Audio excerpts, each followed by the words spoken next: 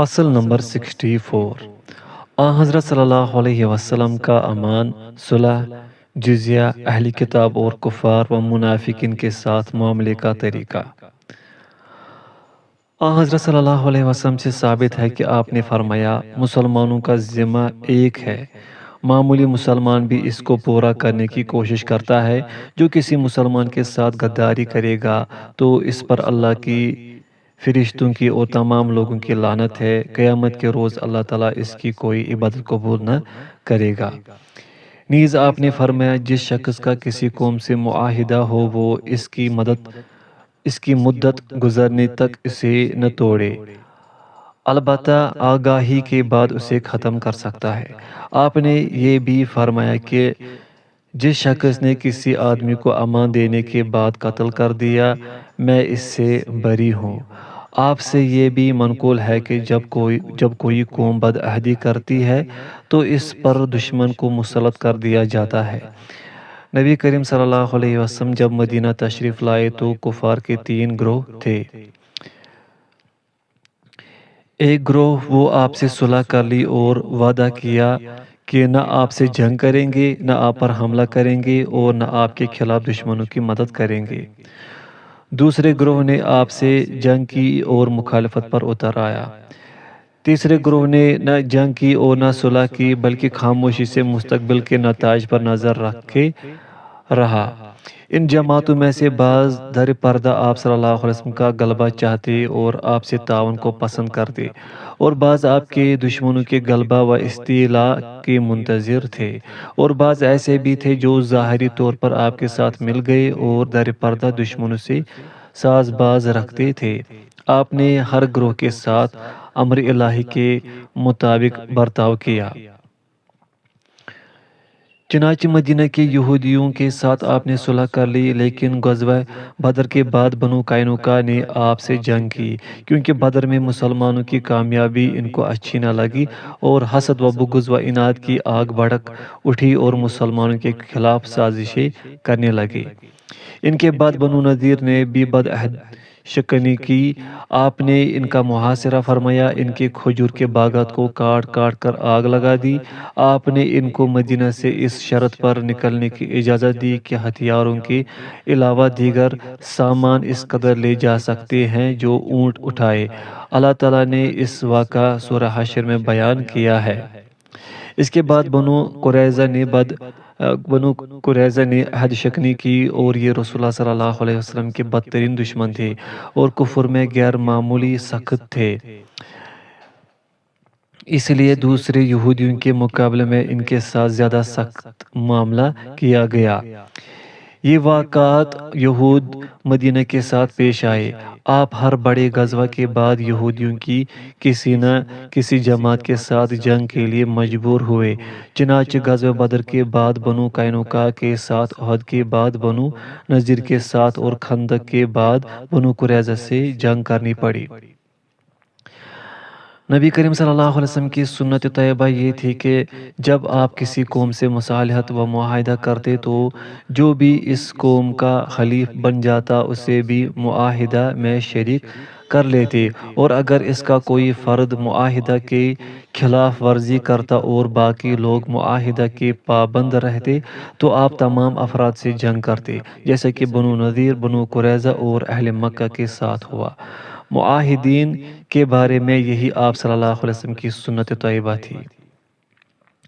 امام احمد اور ان کے علاوہ علماء کے قول کے مطابق ذمیوں کے بارے میں بھی یہی طریقہ اختیار کیا جائے گا، لیکن امام شافعی کے اصحاب اس کے خلاف رائے رکھتے ہیں۔ وہ کہتے ہیں کہ ان افراد کے حق میں عہد توڑنے کی اجازت دی جائے جو اسے توڑے، لیکن جو لوگ عہد کی پابند اور معترف ہوں، ان کے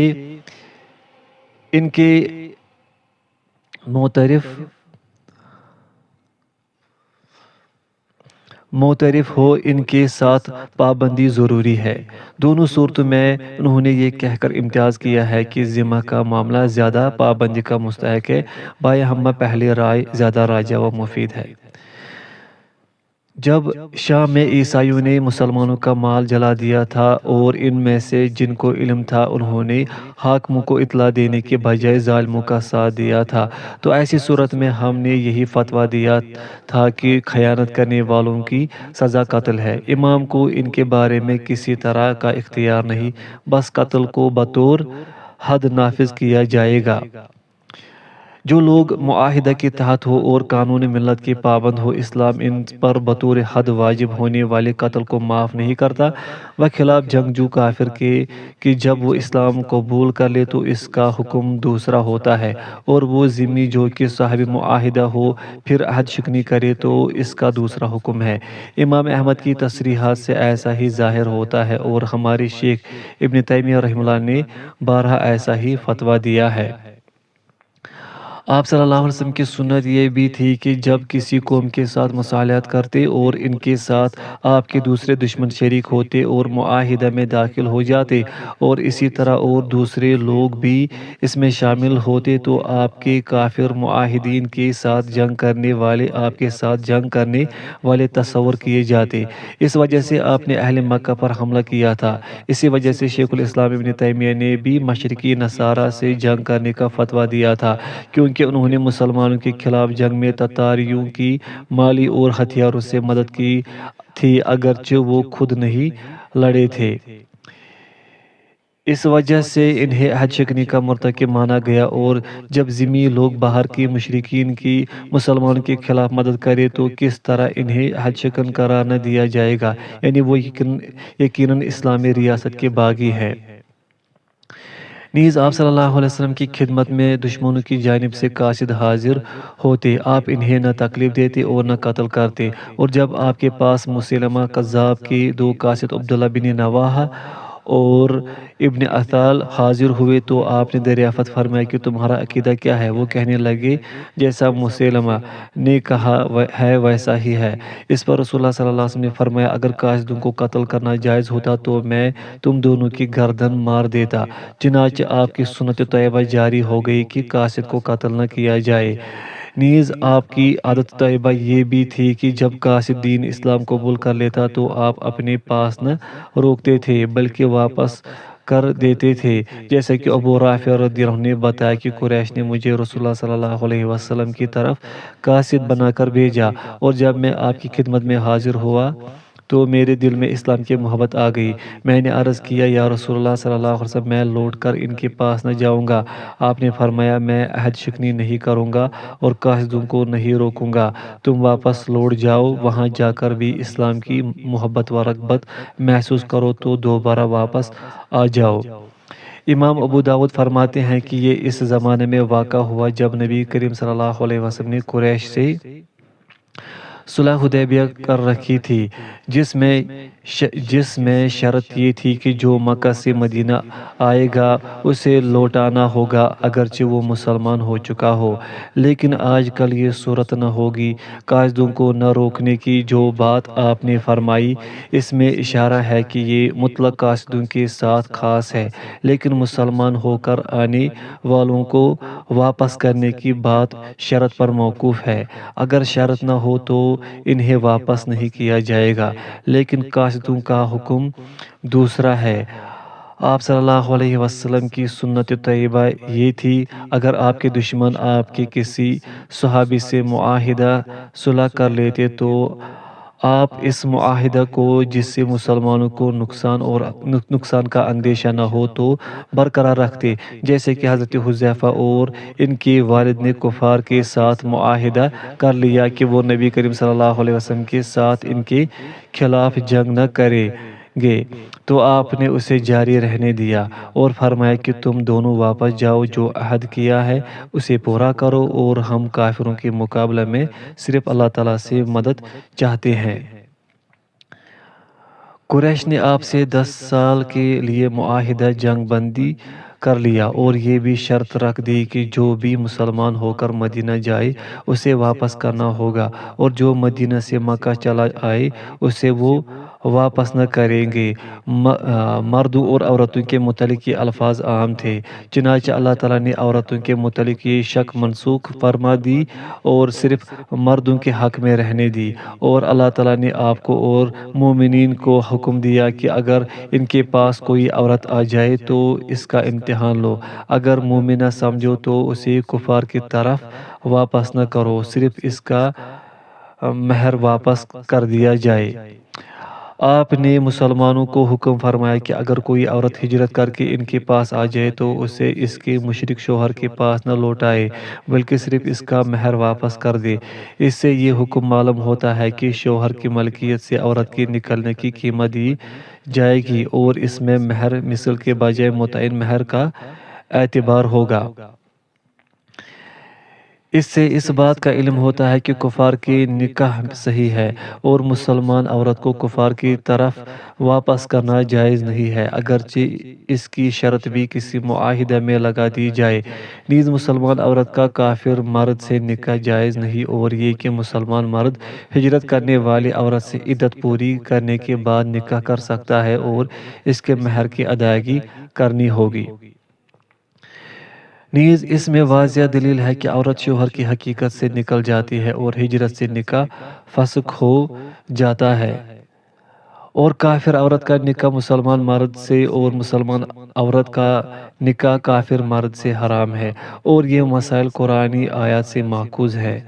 ان میں سے بعض پر علماء کا اتفاق ہے اور بعض میں قدر اختلاف پایا جاتا ہے، اور اس کو منسوخ جاننے والوں کے پاس کوئی دلیل نہیں ہے، اس لیے کہ شرط مردوں کے ساتھ خاص ہے، عورتیں اس میں داخل نہیں۔ اسی وجہ سے اللہ تعالیٰ نے ان عورتوں کو واپس لوٹانے سے منع فرمایا ہے۔ آپ صلی اللہ علیہ وسلم نے مہر کو واپس کرنے کا بھی حکم دیا ہے۔ جس شخص کی عورت مسلمانوں کے پاس آ جائے اسے مقررہ مہر دیا جائے گا۔ پھر یہ فرمایا کہ حکم بندوں کے لیے دیا گیا ہے اور حکمت پر مبنی ہے، اور اس کے خلاف کوئی دوسرا حکم آپ صلی اللہ علیہ وسلم سے منقول نہیں۔ آپ نے جب کفار سے مردوں کو واپس لوٹانے کی شرط پر مصالحت کی تو انہیں جو ان کے پاس آئے اسے لینے سے منع نہیں فرمایا، نہ اسے لوٹنے پر مجبور کیا، نہ اس کا حکم دیا۔ اس طرح آنے والا اگر کافروں میں سے کسی کو قتل کر دیتا یا مال لے لیتا تو آپ اسے ناپسند نہ فرماتے اور کوئی ضمانت یا تاوان نہ دیتے، کیونکہ ایسا کرنے والا آپ کے دائرہ اختیار سے باہر ہوتا تھا، اور اس کو آپ نے کسی کام کا حکم بھی نہیں دیا تھا، اور جان و مال کی امان سے متعلق جو معاہدہ صلح آپ نے کیا تھا اس کا تقاضا صرف یہ تھا کہ ماتحت لوگوں کی ذمہ داری قبول کی جائے، جیسا کہ بنو جذیمہ کے لیے ان کے املاک و اموال کی ذمہ داری آپ نے اٹھائی تھی جو حضرت خالد رضی اللہ عنہ کے ہاتھوں تباہ ہو گئے تھے۔ آپ نے حضرت خالد کے فعل پر ناپسندیدگی اور اس سے برات کا بھی اظہار کیا تھا، چونکہ حضرت خالد نے بطور تعویل ایسا کیا تھا، اور نبی کریم صلی اللہ علیہ وسلم نے بنو جذیمہ کے غزوہ کا حکم فرمایا تھا، اس لیے تعویل و شبہ کی وجہ سے نصف دیت کا تاوان دیا گیا اور انہیں اہل کتاب کے حکم میں رکھا گیا۔ جو ذمہ کی وجہ سے تحفظ کے مستحق ہے، اسلام کی بنیاد پر نہیں، اور صلح کے معاہدہ کا تقاضا یہ نہ تھا کہ ایسے لوگوں کے خلاف مدد کی جائے جن پر قبضہ نہیں ہے۔ اس سے یہ ثابت ہوتا ہے کہ معاہدین سے اگر ایسے لوگ جنگ کریں جن پر امام کا قبضہ و تسلط نہ ہو، خواہ وہ مسلمان ہی کیوں نہ ہو، تو امام پر ان کو روکنا ضروری نہ ہوگا اور نہ نقصان کا تاوان واجب ہوگا، اور جنگ مسائل اور سیاست سے متعلق احکام کا نبی کریم صلی اللہ علیہ وسلم کی سیرت سے اخذ کرنا رائے اور قیاس کے مقابلے میں بہتر ہے۔ اس بنیاد پر اگر مسلمان بادشاہ اور ذمیوں کے مابین معاہدہ ہو تو دوسرے بادشاہ کے لیے جس کے ساتھ ذمیوں کے معاہدہ نہ ہو جائز ہوگا ذمیوں کی معاہدہ نہ ہو جائز ہوگا کہ ان پر حملہ کرے، جیسا کہ شیخ الاسلام ابن تیمیہ نے ملتیہ کے نصرانیوں کے بارے میں فتویٰ صادر فرمایا تھا، اور ابو بصیر کے واقعہ سے استدلال فرمایا تھا۔ اس طرح نبی کریم صلی اللہ علیہ وسلم نے اہل خیبر پر غلبہ اور فتح حاصل کرنے کے بعد ان سے معاہدہ کیا کہ وہ جلا وطن ہو جائے، البتہ اپنے اونٹوں پر لاد کر جتنا سامان لے جا سکتی ہو لے جائے، باقی سونا چاندی اور ہتھیار آپ کی ملکیت ہوں گی۔ معاہدہ صلح کی ایک شرط یہ تھی کہ کوئی چیز نہ چھپائے نہ غائب کرے، اگر ایسا کیا تو پھر نہ وہ مسلمانوں کے ذمہ میں رہیں گے نہ معاہدہ صلح قائم رہے گا۔ لیکن انہوں نے ایک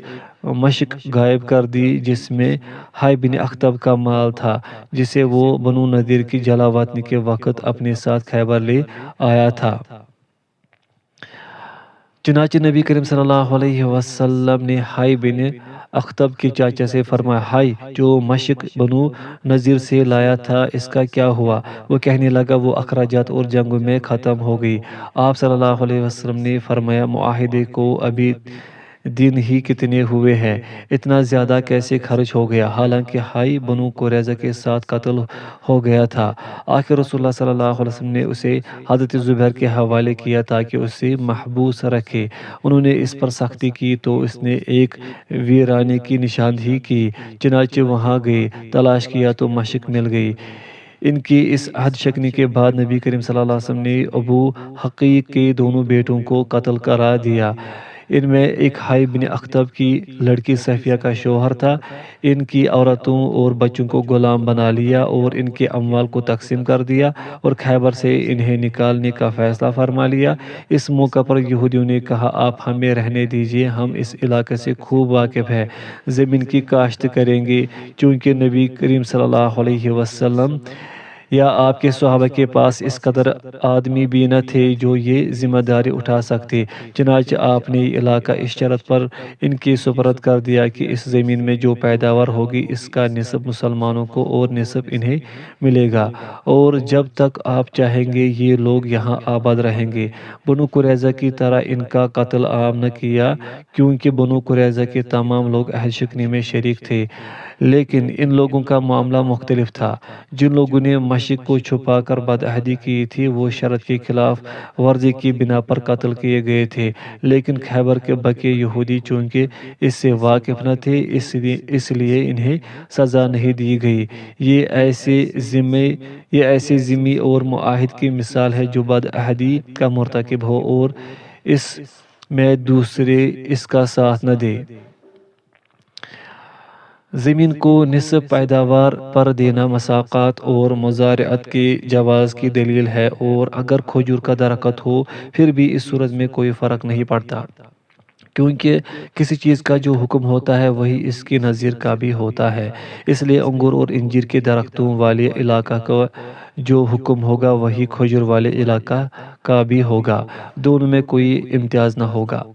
نیز اس واقعہ سے یہ وضاحت بھی ہو جاتی ہے کہ مالک زمین کی جانب سے بیچ دینا بھی ضروری نہیں، کیونکہ رسول اللہ صلی اللہ علیہ وسلم نے ان سے ایک حصہ پر مصالحت کی اور انہیں بیچ نہیں دیا تھا، اور یہ چیز اتنی قطعیت سے ثابت ہے کہ بعض اہل علم کہتے ہیں کہ اگر زمین پر کام کرنے والے کی طرف سے بیچ مہیا کرنے کی شرط لگا دی جائے تو زیادہ مناسب ہوگا۔ جن لوگوں نے بیج کے لیے مالک زمین کی طرف سے ہونے کی شرط لگائی ہے، ان کے پاس کوئی دلیل نہیں، صرف انہوں نے مضارعت کو مضاربت پر قیاس کیا ہے، لیکن یہ بات خود ان کے خلاف ہے، کیونکہ مضاربت میں اصل پونجی مالک کو واپس مل جاتی ہے اور پھر مالک اور کام کرنے والے دونوں نفع تقسیم کر لیتے ہیں، اور اگر مزارعت میں اس کی شرط لگا دی جائے تو ان کے نزدیک یہ باطل ہو جائے گی، کیونکہ انہوں نے بیج کو رأس المال کی جگہ پر نہیں رکھا ہے بلکہ اس کی حیثیت دیگر سبزیوں کی ہے۔ چنانچہ بیج پانی اور منافع کا حکم رکھتا ہے، کیونکہ کھیتی تنہا اسی سے تیار نہیں ہوتی بلکہ سینچائی اور دوسری محنت ضروری ہوتی ہے۔ بیج سڑتا ہے، پھر اللہ تعالیٰ اس کے ساتھ دوسرے اجزاء کو ملا کر کھیتی تیار کرتا ہے۔ ان اجزاء میں پانی، ہوا، دھوپ، مٹی، محنت سب داخل ہے، اس لیے بیج کا حکم دوسرے اجزاء جیسا ہے۔ نیز زمین رأس المال کی نظیر ہے، اور اس کا تقاضا یہ ہے کہ بیج کا بیج کاشتکار ہی کو دینا چاہیے، مالک زمین کو نہیں۔ مزارع کی وہی حیثیت ہے جو مضارب کی ہے۔ اس سے یہ بھی ثابت ہوتا ہے کہ مصالحت وقت مقرر کیے بغیر بھی کی جا سکتی ہے، بلکہ امام کی ثوابدید پر ہوگا، اور اس پر کہ کوئی چیز معاہدہ کو منسوخ کرنے والی سامنے نہ آ جائے، لیکن ایسی صورت میں امام آگاہی کے بغیر دشمنوں سے جنگ نہیں کر سکتا۔ نہیں، انہیں آگاہی دینی ضروری ہے تاکہ معاہدہ کے خاتمہ کا سب کو علم ہو جائے۔ اس واقعے سے یہ بھی ثابت ہوتا ہے کہ متہم شخص کو سزا دی جا سکتی ہے۔ اللہ تعالیٰ اس پر قادر ہے کہ نبی کریم صلی اللہ علیہ وسلم بلا واسطہ خزانہ کا پتہ بتا دے، لیکن امت کے لیے متہم لوگوں کے حق میں قانون بنانے کے ارادہ سے مذکورہ صورت پیدا کی گئی، اور رحمت و آسانی کے لیے احکام میں گنجائش کی راہ نکالی گئی۔ اس واقعے میں قرینہ کے اعتبار کا بھی ثبوت ملتا ہے، کیونکہ آپ نے فرمایا تھا کہ مدت مختصر اور مال زیادہ تھا، پھر کیسے خرچ ہو جائے گا۔ اللہ کے نبی سلیمان علیہ السلام نے بھی لڑکی کی ماں کو متعین کرنے میں یہی صورت اختیار کی تھی۔ نبی کریم صلی اللہ علیہ وسلم نے ہمیں یہ واقعہ داستان گوئی کے لیے نہیں سنایا تھا، بلکہ اس کا مقصد یہ تھا کہ احکام میں اس سے عبرت اندوز ہوں۔ اسلام میں قسامت کا حکم اور قتل کے مدعی کی قسم کو مقدم کرنے کا دار و مدار بھی ظاہری قرائن پر ہے۔ لعان میں شوہر کی شہادت کے بعد اگر بیوی شہادت سے مکر جائے تو اس کو رجم کرنے کے حکم کی بنیاد بھی اسی پر ہے۔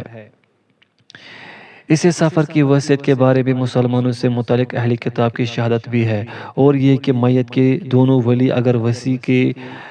کسی خیانت سے واقف ہو جائے تو انہیں یہ حق حاصل ہے کہ قسم کھائے اور مال کو لے۔